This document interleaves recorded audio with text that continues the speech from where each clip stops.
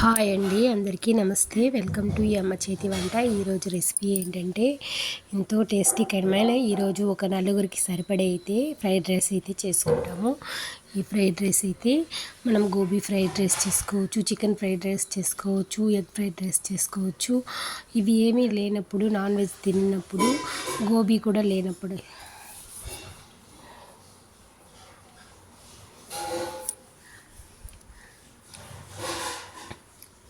గోబీ కూడా లేనప్పుడు మనం మామూలు ప్లెయిన్ ఫ్రైడ్ రైస్ అయితే ఏ విధంగా చేసుకోవాలి అయితే ఈ వీడియోలో అయితే చూపిస్తానండి. ఫస్ట్లో అయితే నేను ఒక కప్పు వరకు అయితే గోసు చిన్న చిన్న ముక్కలుగా అయితే కట్ చేసుకున్నాను. ఇందులో గోసుతో కూడా బీన్స్ సన్నగా కట్ చేసుకోవచ్చు, క్యారెట్ ముక్కలు అయితే సన్నగా కట్ చేసుకోవచ్చు, కొత్తిమీర ఆకులు కూడా సన్నగా కట్ చేసి మిక్స్ చేసేస్తే దీనికి ఆయిల్ కొంచెం ఎక్కువ పడుతుంది. ఒక 3 టేబుల్ స్పూన్ ఆయిల్ అయితే వేసుకున్నాను. ఈ రైస్ అయితే 3 మెంబర్స్కి అయితే సరిపోతుంది. వేసుకున్న తర్వాత 3 టేబుల్ స్పూన్స్ వేసుకున్న తర్వాత మనం కట్ చేసుకున్న కప్పు గోస్ అయితే ఇందులో అయితే వేసుకొని బాగా ఫ్రై చేసుకోవాలి. ఇందులో నేను అల్లం వెల్లుల్లి పేస్ట్ కూడా అయితే వేసి మిక్స్ చేసి బాగా హై ఫ్లేమ్లో అయితే మనము రైస్ అయితే హై ఫ్లేమ్లో పెట్టి అయితే వేయించుకోవాలి. ఆల్రెడీ నేను ఇక్కడ రైస్ అయితే రెడీ చేసి అయితే పెట్టుకున్నాను ఫ్రైడ్ రైస్కి. ఇప్పుడైతే మన గోస్ అయితే బాగా ఫ్రై అయిపోయింది కదండి. గోస్ బాగా ఫ్రై అయిపోయి ఎక్కడ పచ్చి వాసన లేకుండా, ఎక్కడ ఉడకకుండా ఉండకూడదు, ఆయిల్లోనే బాగా ఫ్రై చేసుకోవాలి.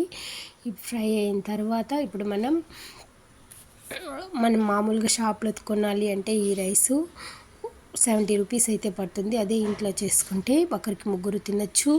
తక్కువ ఇంగ్రీడియంట్స్తో తక్కువ ఖర్చుతో అయితే అందరూ హ్యాపీగా తినేయచ్చు కదండి. ఇప్పుడు ఇందులో అయితే నేను గోస్ బాగా ఫ్రై అయిన తర్వాత ముగ్గురికి సరిపడే రైస్ అయితే వేసేసినాను. ఇందులోకి బ్లాక్ పెప్పరు, వైట్ పెప్పరు అయితే ముఖ్యంగా ఎటువంటి సాసులు అయితే నేను ఇందులో యూస్ చేయలేదు. ఇప్పుడైతే బ్లాక్ పెప్పర్, వైట్ పెప్పర్ వేసినాక చికెన్ మసాలా అయితే కొంచెం వేసుకున్నాను. ఒక 1/2 టీ స్పూన్ అయితే వేసుకున్నాను.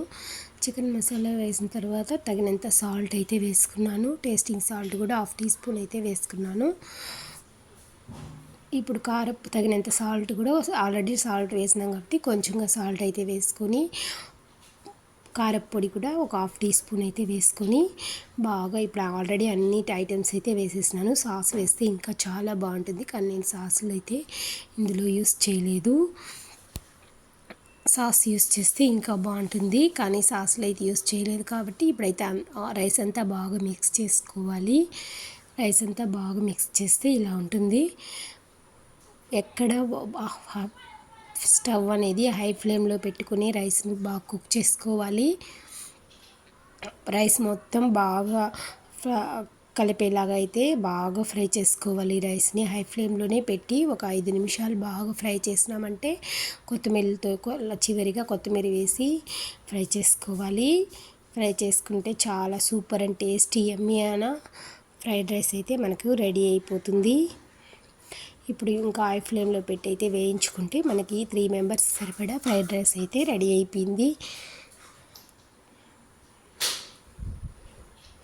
ఇప్పుడు మనం సాల్ట్, కారం సరిపోయిందనేసి అయితే ఒకసారి అయితే చెక్ చేసుకోవాలి.